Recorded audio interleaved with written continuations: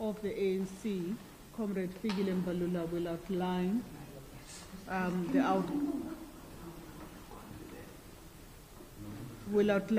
outline the outcomes of the meeting of the National Working Committee and that of the National Executive Committee.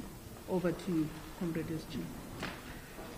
Thank you very much, ladies and gentlemen of the press. The ANC looks forward to the commencement of the 7th Democratic Parliament and the establishment of the Government of National Unity. The ANC negotiations team has over the past week held multiple engagements with political parties who receive seats in the 7th Democratic Parliament. The engagements also looked at the national dialogue that should lead to a social compact on the major challenges, unemployment, inequality, poverty, facing South Africa. The ANC is not yet in a position to give details in relation to these discussions. We started yet in a position to give details in relation to these discussions. We started with exploratory discussions, and that led to firming up positions by political parties and us as well, firming up our position, which you know by now is Government of National Unity, with different political parties. Agreements will be made public in the interest of transparency and accountability to the electorate. The ANC is humbled by the fact that the spirit of the engagement with all South Africa's political parties have been characterized by the common commitment to put the interest of the people first and to ensure that our country comes together to address the common challenges it faces. With regards to the selection process of premier candidates for the 6 provinces where the ANC has achieved an outright majority, as well as the 2 where we are a majority party, the interviews with the candidates have gone well.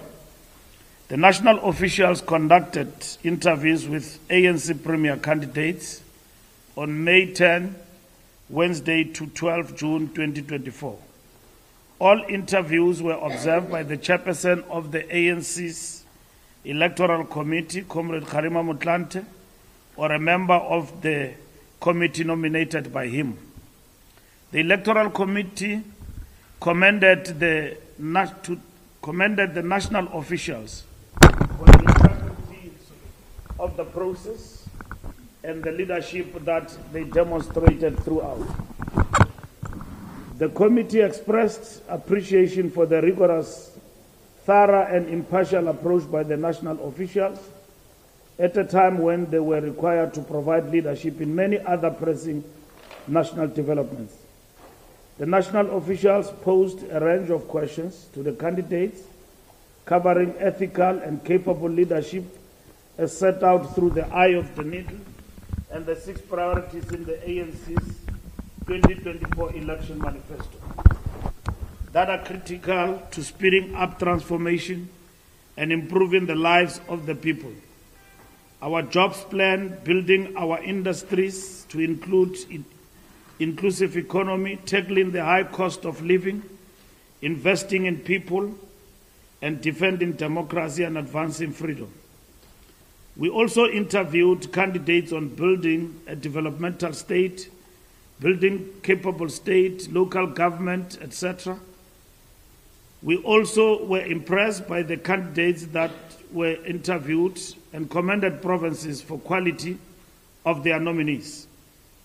The ANC renewal process seeks to restore trust and confidence as leader of the National Democratic Revolution. At its last 2 national conferences, the ANC vowed to do more effectively to address society's challenges, conduct its affairs in line with its core values.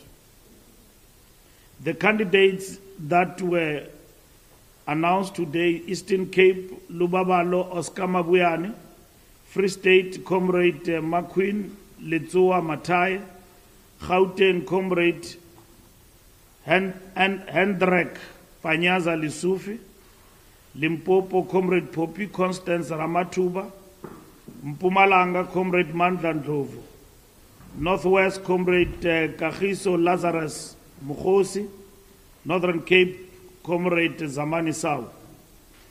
The ANC national officials believe that the above comrades are equal to the challenges of our struggle for a better life for all that are difficult and diverse and require honest, capable and dedicated leaders.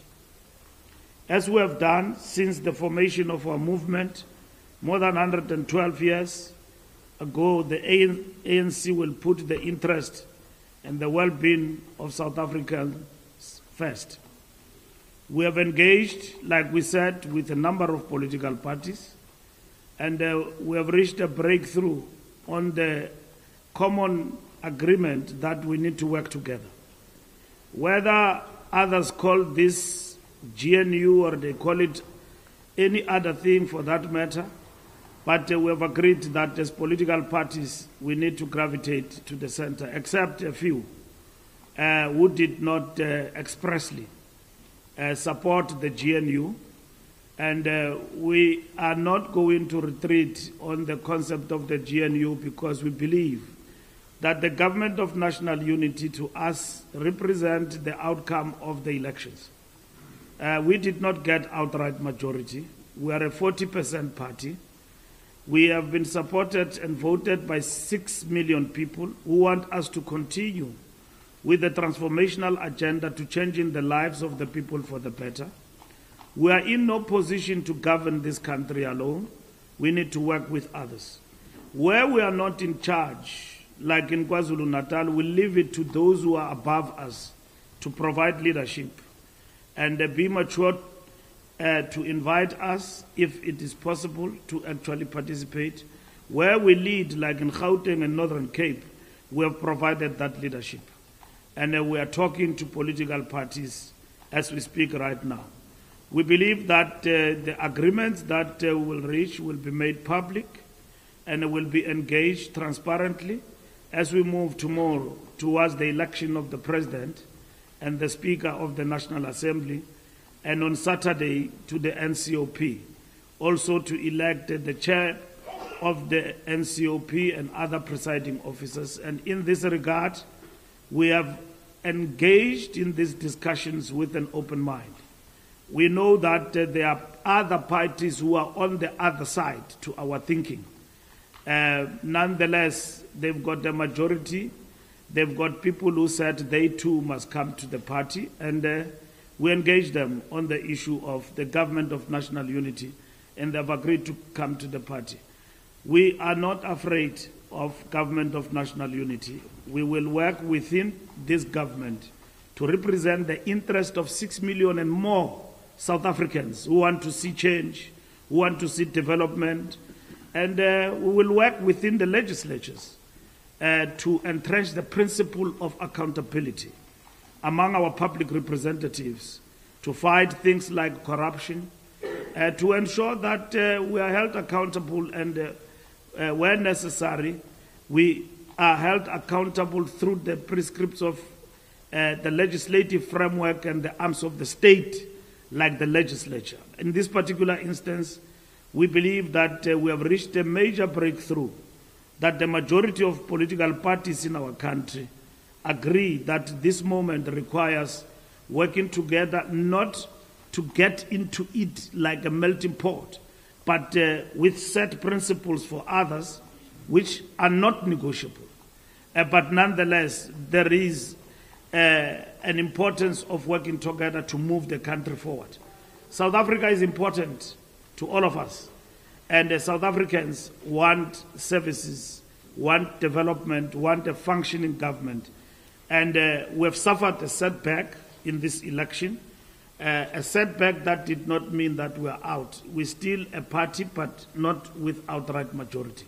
So, which means that walking and strutting like peacocks and arrogance cannot work in this instance. The most important political approach, which is matured for our democracy, is the fact that the people have spoken. And they've spoken in the way they have spoken, and we need to interpret that correctly. And people did not say that you must work on your own. They said you must work with others. We defined the concept, and at the same time, everybody embraced this concept, even though others have their own interpretation. So to us, it doesn't matter whether the cat is black or white. The fundamental question is, how do we move South Africa forward, having interpreted the outcome of the elections? So to us, the National Democratic Revolution must breathe life within the framework of the government of national unity, notwithstanding what others want. We understand the anxiety, and we have been victims in the past couple of days of fake news that we have noted, that we keep dealing with in the context of these negotiations, that there is a foregone conclusion that the ANC have got an agreement with certain particular parties and all of that, and which is not the truth. And I've explained at the Rock that we've got no outcome that said to us we will get to this stage where we've got to talk with others. We work flat out not to reach a stage where we have to get ourselves below 50%. Now that we are here, we must talk to everyone. And that is what is important. And with the majority, albeit reduced, of the ANC, we have used that to engage maturely with political parties and who have understood that this is not the time to exchange blows. We have done that in the campaign. The people have spoken. To vilify and talk bad about other people politically is not important. The ANC want a share of its manifesto implemented, like others. 1%, 2%, 2, 3 seats, 4 seats, they too have been elected by the people of South Africa. So we have opened ourselves up and invited everybody to participate. Beyond that, we need to engage in a national dialogue, and that is what is important. The ANC itself as an organization and as a party, it's time to pause and reflect on this moment, and that political reflection is going to continue as we engage among ourselves, also with our allies, about this moment and what it represents and what we need to do to recover from it going forward. Thank you very much. Thank you very much, SG. I will take questions, and please identify yourself from the media house who represent it. Over to you, my sister. Anastasia Kobi, Jacaranda Family. SG, if I understand you correctly, you say at this moment you can't give us the names of any political parties because there's no agreement. But tomorrow, Parliament is sitting and there has to be voting for the Speaker and the President. How is that going to be done if we don't know which parties the ANC is going to work with? Are you not then concerned about the voting that is supposed to happen tomorrow? We have met with all 17 political parties in the country, and they agree with the ANC. They've also raised their views in terms of what needs to happen in terms of the way forward. And we hope that we'll work with many of them in the election of the President and the Speaker. I'm not in a position at the present moment to deal with the details, as that is a matter that is still in the discussion. And once that it is actually concluded, which is really a detailed, fundamentally the most important point for us is foundational principles, which the discussions have not been characterized by transactional engagement, where people come to the table and demand this and that. They understand the moment require us to move forward faster, and then all other ingredients of the government of national unity will be defined in a strategic framework that we are working on as we speak. And we're working against time because we thought Parliament will sit later, but we are sitting tomorrow, we are there. So we've been working every day over time, and that's what is important. Thank you very much. SABC? Mr. Mbalela, you said that you can't make the details of the framework public, but as much as you tell us in due time if you're going to be public or not, will the GNU be binding, legally binding, perhaps? The statement that I've read to you for the second time, we said that we must, because define constitutionally what GNU represent today. We are not looking at something that is going to collapse like a municipality of Johannesburg or Ekurhuleni and changing the mayor every weekend. So what is important here is that we're governing a country, and then governing the country requires that the JNU itself, as much as the foundational principles are clearer, the most important question, how is it kept together for a period of time and not being petty and not it becoming a melting pot of political parties coming in there and swallowing their identity and failing to hold others accountable in the process of governance. So that's what is important.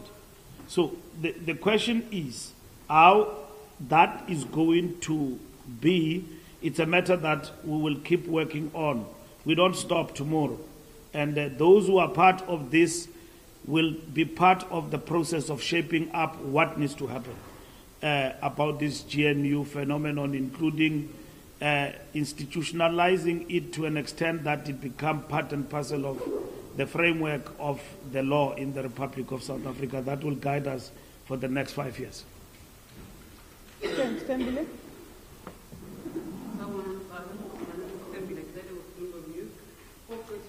Which parties have formally indicated that they accept the invitation to join the GNU? That's the first one. Then is the ANC giving itself a deadline that by 8 o'clock tomorrow morning, you must have a sense of who you're going to join, the president, the speaker, etc. Then which leaders will President Cyril Ramaphosa be meeting this evening? Julius Malema has indicated that he is one of them. Will be meeting John Kennedy, for example. And then the last one, the EFF has indicated that they don't want to join the GNU, but they would like to join the speaker or in any other capacity. Are you negotiating outside of the GNU for any reason with any party? We have negotiated, not negotiated. We have engaged in exploratory discussions with MK Party, and we will continue to engage with them in exploratory discussions. We have engaged in exploratory discussions with the EFF, and we did not find each other on the issue of the GNU. We have accepted that particular point. We move on. We have engaged with the DA. We agree on the GNU with them. We have engaged with PA. They agree with the GNU. We have engaged with UDM. They agree with GNU. We have engaged with the IFP. They agree with the GNU. We have engaged with Al-Jama, albeit with the reservations. They agree to work with us going forward. We have engaged with Rise Mzansi. They did not have challenges, except matters of the detail in terms of how the JNU is going to shape up. They are not fundamentally opposed to it. We have engaged with Freedom Front Plus. They've agreed to the GNU, and we have engaged with National Colored Congress.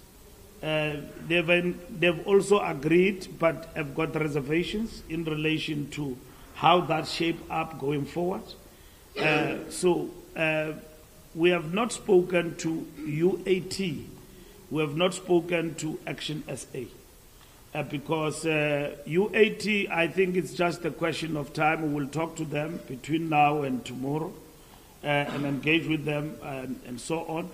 Action SA, we are open to engaging with them, even though we know that they've pronounced that they don't want to talk to the ANC. We think that is something that constrain engaging with them, but nonetheless, we have not closed the door from talking to them. So we've talked to all more or less 17 plus political parties except 2. And then you know that other political parties have been in court, not knowing whether they will be there tomorrow and all of that. But we have had exploratory discussions, which were good and exploratory and progressive and all of that. The spirit of the discussion in terms of the foundational principles of all of this is that you don't share power, but you work with others in a way of cooperation. And then in this particular instance, the ANC would like to work with as many political parties as possible. We have spoken to the IFP, and also they've agreed to come to the party in terms of the GNU. So that to us represents a major breakthrough. The question of the detail of what happens tomorrow, it's a matter that will be pronounced by the parties concerned overnight and up until tomorrow. That will happen. The work doesn't stop tomorrow. It continues to the formation of government itself once the president is elected. But also in terms of working in the legislatures, these are uncharted waters where in which a majority party like ours is reduced with its majority, and now it has got to work with other political parties within a framework of collaboration, which we have never had before except at local government. Now at national government we've got it. How do we then deal with that particular matter going forward? So our discussions, it's not a discussion with partners, it's discussion with political parties irrespective of ideological and political background. Of course, others want to narrow us to the ideology when the posture and the moment does not allow. It is very easy to say, let's work as black political parties and do that.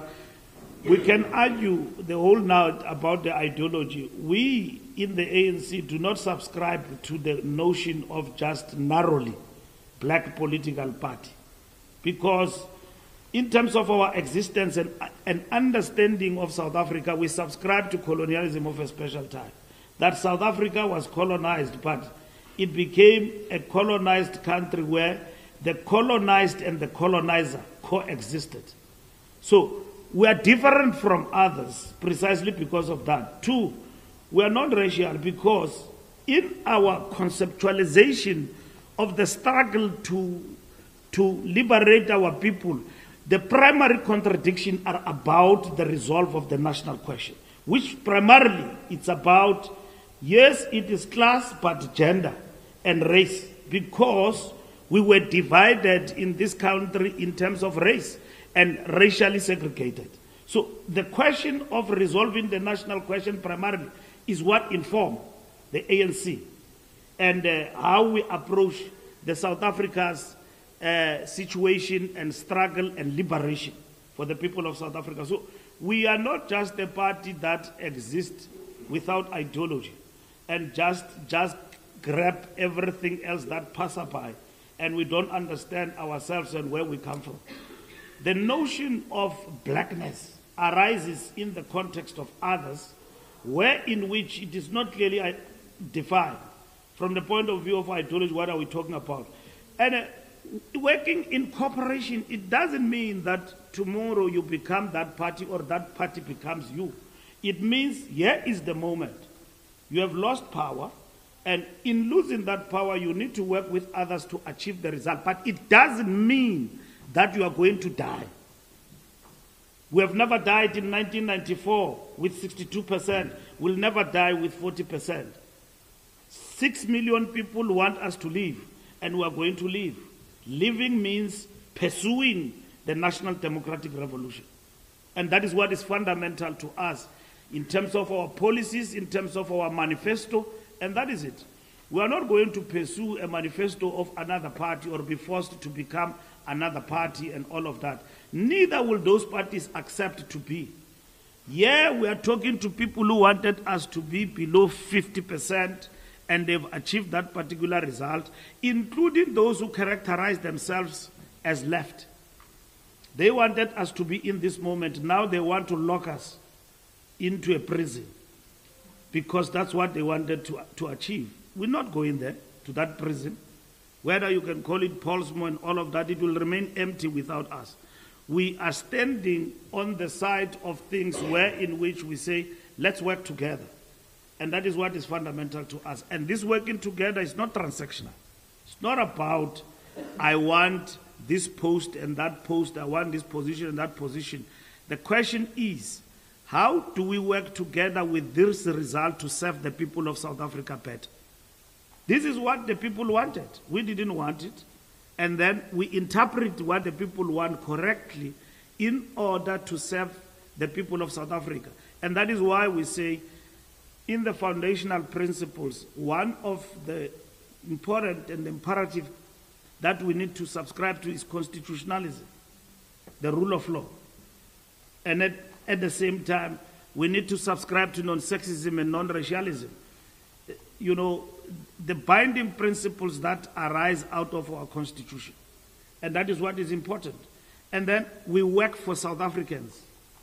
Everybody who subscribes to the notion that we are for South Africa first. This is where we are.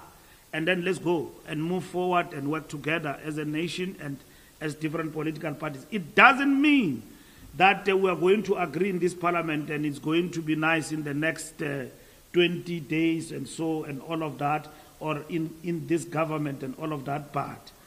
We are going to move South Africa forward in a particular strategic framework to get things to happen. New York Times?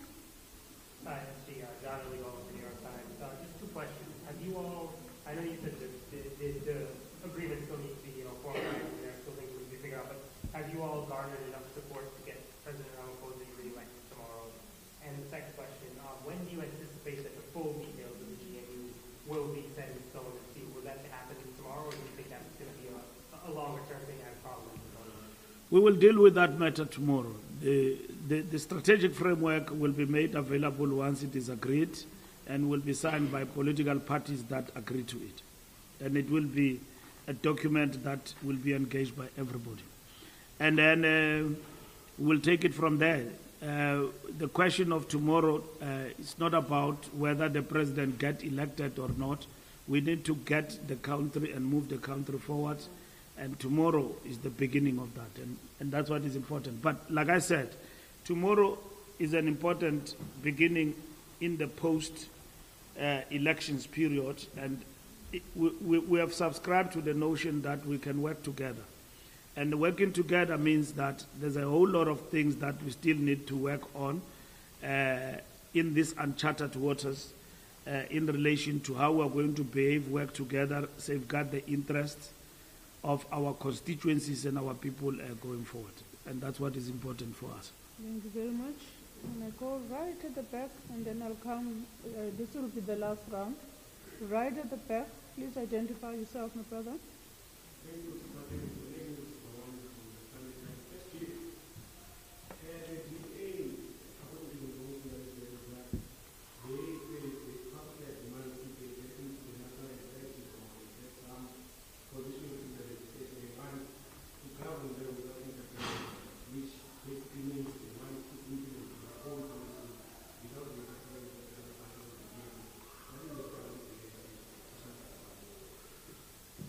We are in the negotiations. The DA is not a branch of the ANC.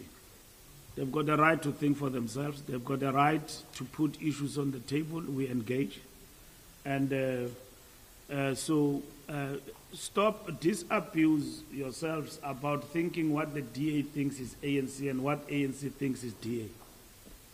If I say this today and then the DA disagrees with me, and the ANC, doesn't mean that the DA have ceased to be DA.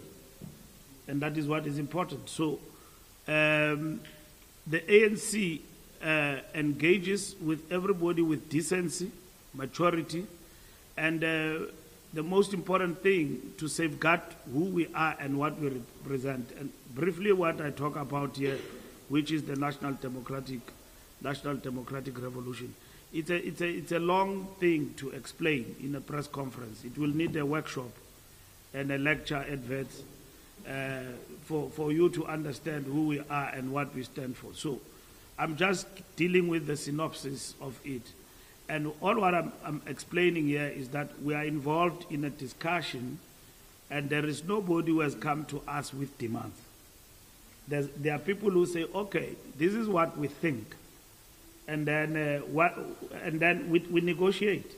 That's the nature of negotiations. That's the nature of engagement.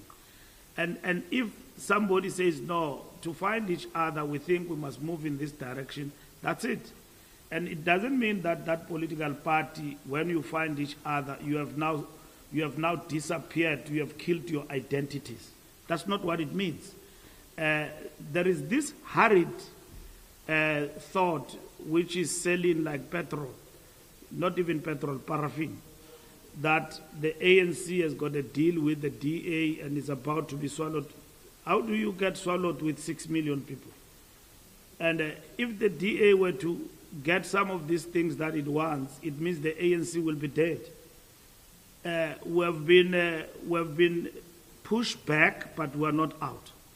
So we are in no position to abandon everything else of what we believe in with 6 million people who have voted for us.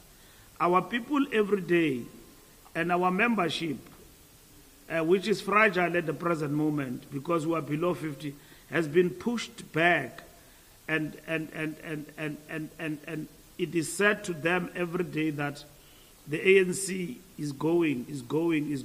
It is not, because 6 million people said it's not time for us to go. So we'll move from that 6 million to come back, and that's it. Very much. Newsroom. Thank you very much. It's Zianda Moko from Newsroom Africa. Just one from a briefing with Julius Malema, where he's been saying that this, has not been transactional, but he basically said that if we don't reinstate Mbulela Dula as the finance minister, it would mean whatever was discussed with the president is off the table. My question goes back to is twofold. The first is the ANC's reflection of how these discussions, these broad-true conversations, however you frame it, have actually had possible permutations at a provincial and a local government level. But again, the question that my colleague at Bloomberg asked, who's the president meeting with tonight? Because Julius Malema said that he's meeting with the president. Does this also include the DA's John Steenhuisen? The president has met with Julius Malema in Johannesburg yesterday. He has met with John Steenhuisen. He's meeting with the leader of the IFP. He will meet with others that he will meet with if they deem it fit that they want to see the president, and that is what is important. We've got a negotiating team led by the Secretary General. We have met all political parties. We are not closing the door to anybody. What is discussed between closed doors, between leaders, is not a matter sometimes of public consumption, because you've got to respect each other. Those are the parameters. Because if you talk to somebody and then you then say, even before you reach an agreement, and then address the media and say, if the following do not happen, I'm not coming, and easy. So what are you trying to say? So who said that you will be engaged? We are negotiating. We are engaging with everybody, but not with the cap in the hand. There's nothing we back from the EFF anywhere in the country. And we are engaging with them with decency. And if they treat us like as if we don't exist and we are addressed like that, we don't think that's the way for political parties to speak to each other. The ANC speaks even to a party with one man seat, because the moment you start to play big and become arrogant, that's not the nature of democracy and leadership. We might have talked things during the campaign and engaged, crisscross the country, criticize each other. The country has now spoken. Interpret that moment and decide. We have done that. This is not the time to be telling somebody whether he's relevant or irrelevant. The question is that the people have spoken and they've said, we don't give you an outright majority. So what do you do about it? The ANC must go all out here, throwing tantrums against EFF and everybody else. The moment require us to sit around the table and talk. If the discussions are going to be deadlocked by transactional issues that happened at local government level, it's a choice of a political party that it makes, and I can't pronounce on that. I'm neither a spokesperson of the EFF or its fan. Eyewitness News. Mr. Malula, the ANC in the past has always had a posture, at least for is that the party with the most votes has to be the one to form the government. Even with the ANC right now with 40% is leading the GNU talks. So I just want to know that how does this align with the actions of the ANC in KZN, where it is forming a coalition that excludes the party with the most votes in KZN, being obviously the NP party? We have not excluded any party. It is upon the party that leads in KZN to interpret the moment. So that party, when it was supposed to interpret the moment and the responsibility that the people of KZN has given to it, it went to the Constitutional Court. And then we've been waiting for them. So the Constitutional Court pronounced yesterday. The ANC didn't win power. The ANC talks to everybody. So if people invite us to come to the GNU or Provincial Government of National Unity in KZN, we've been there before. And then we give our structures in the context of our framework, the mandate to respond to that situation in the manner in which they could. And we have not won power. If we won power in KZN, we would have spoken to everybody. Without outright majority, we would have spoken to everybody. Nationally, we didn't win power outrightly. We went to our NEC and decided and asked a strategic question. Like Lenin will ask, what is to be done? And then we answered, Government of National Unity. We went and we talked to everybody about it. Here is our position. Our president pronounced publicly in the presence of the NEC at its conclusion that we are moving with Government of National Unity, transparent and openly. Having engaged the whole day, because some of you reported that we are going to kill each other in that meeting. And that, you see, our meeting here did not even last for hours. It's gone. But there are people who are going to come and tell you that, and about 4 people, 5 people spoke in this meeting. But we are going to have 10 people who will have interpreted things we never know about out of this meeting. Now, the ANC have engaged with everyone. And we've got no responsibility in KZN to form government. And we have been approached and we have responded to that. And that's it. We have responded to that and will continuously engage with everybody in that particular context. So in Gauteng, we are leading. We don't have outright majority. We are speaking to all political parties. That's the initiative we have done. So we don't take the votes of the people for granted. And then we sit back. People have voted for us.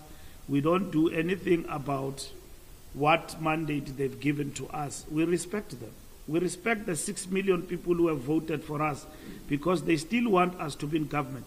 If we got 3 million people, we will be stepping back and allowing others to lead. That will mean you are out of power. So you've got to be invited. We are when you invite yourself to a party, you are going to arrive there and then they don't give you food. They don't give you alcohol. They drink alone. And then they say, we don't know who you came with. So you don't do that.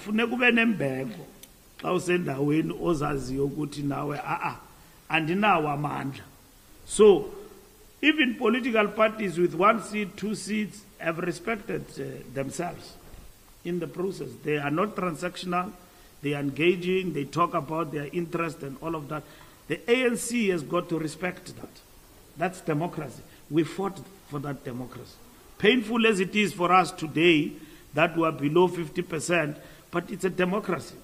That's what we fought for here in this country. That is so vibrant, bloodless, that you don't have protests, people crying and saying that we are robbed everywhere else in the country, accepting the results, and the majority party and the ruling party accepting the outcome and not doing shenanigans that are not clearly defined.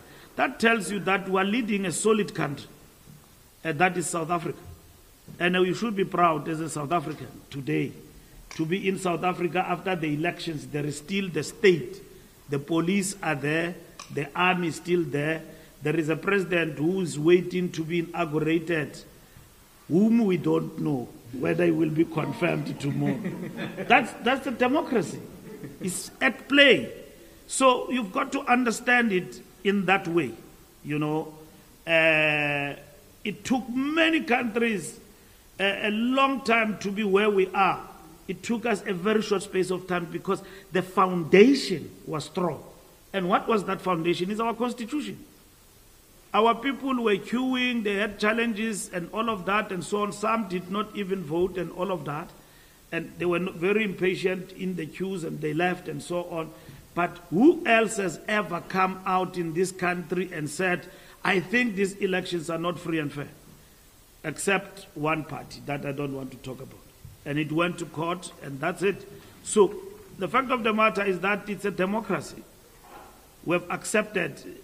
Our results came out quicker as agreed. Sunday, the results will be certified, will be pronounced. We're all at the results center. We are done with elections now. And that's where we are.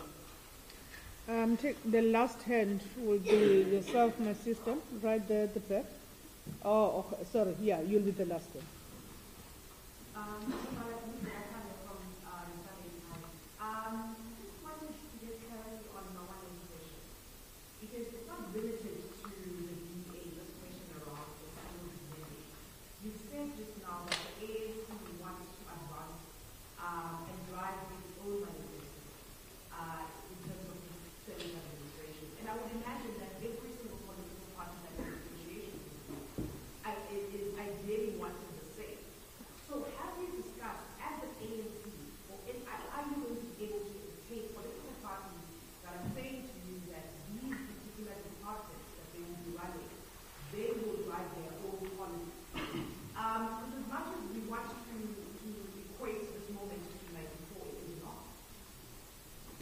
It is definitely not 94. We are not equating it in any way. We have characterized it properly. We said it's a moment with a different outcome that require us to respond to it. And that is why when we characterized it, we didn't arrive at a single solution that fits all. We said that the moment first, politically, how do we characterize it? Is that we have lost elections. South Africans want us plainly to govern with others together. That's what we said. So what solution do you have for that outcome? We said it requires a government of national unity. The government of national unity of 1994 was entrenched in the Constitution, and it was not to be there forever. So we then said this movement requires us for everybody to work together. Then let's talk to everyone, and so that people can contribute to it. And that is why we talk about, Lizeka, a strategic framework that is going to come out of this process towards the establishment of this government of national unity. It will be reflected in the executive, this government of national unity. It will also be reflected also in the legislatures and the National Assembly and all of that. It is no longer a situation where you are a 60% party, you are dominant, you can do things alone. You've got to work with others, albeit with limited roles. Not that when you come to the National Assembly committees and everything is ANC-led. This moment and the situation and the outcome does not permit us to do that. So you've got to then put the mind together in terms of how you are then going to navigate through that particular process and work around it to ensure that it serves everybody. But in serving everybody doesn't mean it's a melting pot where in which each of these political parties don't have an identity. And that's it. Yes, they don't have an identity, they don't have a program of action and all of that. The question of sealed agreements, remember, we've got the Constitution. It must be also located there because there is nothing in the Constitution that talks about within state departments sealed agreements. It's unconstitutional. You will be challenged here in South Africa that you are doing something unconstitutional. We've got Chapter 9 institutions that keep us in check. We've got a constitution that enables us to respond to situations when we are faced with difficulties. There is nothing that says You constitute an executive with others through sealed agreements.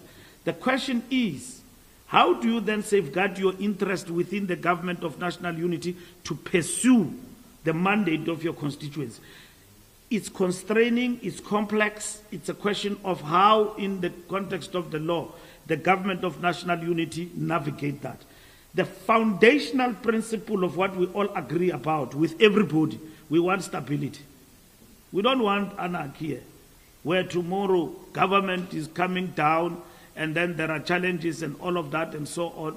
And when you talk about stability, it's not, I've seen other people vulgarizing it to the extent of even talking about the markets and everything else and so on. We're talking stability in terms of governance. Today, you don't have stability in local government because of the partners you choose. There is no framework. Because you work with political parties there who change depending on what is the weather that day. And then this weekend, if they want to elect a new speaker and they come together about it, they do that. It has brought stability. Look at Pretoria. Look at Tshwane. What it has done in terms of stability in those areas. You say in Johannesburg, you say there are potholes. When we were governing alone in Johannesburg, there was a stability in relation to service delivery. Pick it up, everything you can talk about.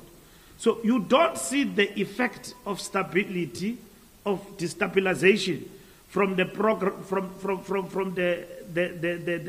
the problem of changing governance and all of that, because in the model of some of these municipalities does not insulate the public servants from the political leadership.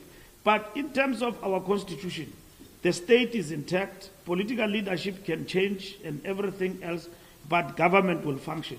But government can be destabilized by the political setup if there is no stability there. So we serve the interest of the people of South Africa, and when we put these principles across and talking about this GNU we are talking about, whether you call it cooperation or you call multi-partyism and all of that, people agree about this is what binds us together. We are in if you are pursuing the following. And that is what is important. You'll be the last person. Mahlengi, are you still sure you're seeing people put it they are the last? No, SG. Okay. All right. It was recognized, and of course we can't sleep here, colleagues. It's really been long, and I think the SG has indulged all of us. You'll be the last person.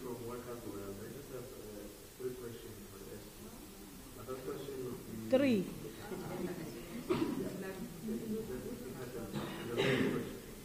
Were you surprised by the election results and the loss of support for the ANC?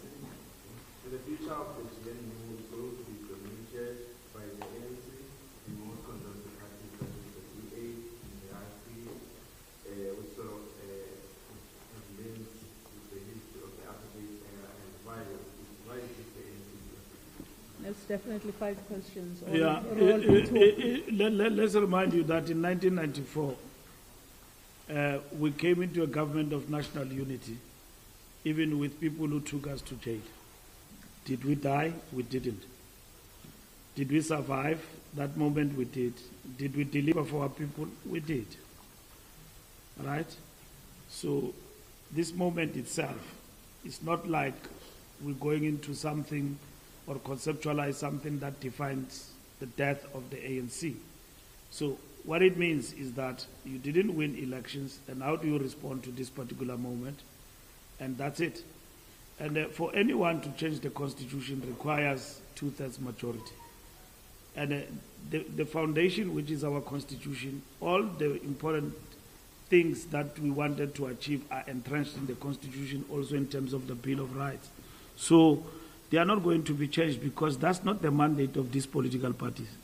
None of these political parties have got the mandate to change the constitution which we adopted in 1996, which guarantees the rights. Let's say, for instance, there is a party that would have come into this JNU with ultra-conservative ideas, backwardness, tribalism, and all of that. They will not be able to amend the constitution. To do that, they must get 2/3 majority. So we are safeguarded and defended by the constitution. That's the first thing you must understand. This notion that when you talk to a political party that you are opposed to diametrically and ideologically, you are actually showing signs of being swallowed by the enemy or your opponent. It's incorrect. Let's argue in political terms what is enemy for the ANC. Because there is overlapping between what you characterize as the enemy and to your strategic opponent. Will I say the person who sits opposite to me in the benches, yeah, the DA, the EFF, and everybody else, are they enemies? No, they are strategic opponents. I know my enemy. My enemy, as much as it's not clearly defined like before 1994, the enemy was apartheid machinery. Let's render it unworkable and fight it. Today, the enemy is more sophisticated in terms of what it comes to represent against the ANC and the ideals of the African National Congress. Will the ANC abandon its ideas in terms of its foreign policy and the ANC in terms of what it stands for? Let's say for the people of Palestine, the people of Western Sahara and everywhere else, Cuba and everywhere. We're not going to change that. Will the DA change from what it represents? It will not change. Why do you mislead South Africa into an ideological, I don't know, highway of sort, that if you talk to this one, we are gone? I see cheap politicking even on social media that you can imagine this. Now, people think of things like, if you imagine this, it means the ANC is gone. That is misleading, populist, and at the same time seeking to hijack the revolution through populism. It is not like that. It is not like that. No political party that is going to die here simply because it agrees with GNU. We've got a strong constitutional foundation that leads us. And if the ANC abandons all the ideals of what it stands for in this particular process, then it will mean the ANC have gone below 6 million people to 1 million people. We are told here by people who have campaigned very hard to bring us below 50%. We are below 50%. They don't know what to do now. Because they have achieved their goal that we must be below 50%. When they were conceptualizing the idea of bringing us under 50%, what were they thinking? Didn't they think that the revolution will be compromised to this extent of being vulnerable? That you've got to talk to people that under normal circumstances you were not supposed to talk to, over matters that you could resolve internally in the party. They did not. Think about this moment, that you are pushing back the gains of the revolution. You are setting us back, and this is what it has done. So we are on the recovery, and we still have got to think hard about this moment, not just cheap politicking and, ideological distortion that has been doing rounds all over the place. The key question before us and revolutionaries is, having suffered a setback, how do you then claw back? And that is what is important. And in this particular instance, the responsibility is on us to define how we are going to move forward, not on these political parties and everyone else. We know our enemies, right? We know our opponents. Our opponents are here in this National Assembly. And they won votes. The people have voted for them. They've given them votes, including those who broke away from us. They've got votes. And the question before them is, with these votes that we got, what do we want to do with them? Others, the votes that they got, they want positions. Right? Others, the votes that they got, we don't know what they want. So the question is, we shouldn't be here, we are here, and what do we do about it? the ANC is applying itself to that. And that is why today we're talking GNU. We talk GNU even when we got 62% overwhelming majority with Mandela, because we're addressing reconciliation. We are very aware that this GNU does not address reconciliation. It addresses the interest of the people of South Africa first, given the outcome of the election. How do we advance the interest of the people in unity? That is not elusive. That is what is fundamental about this GNU.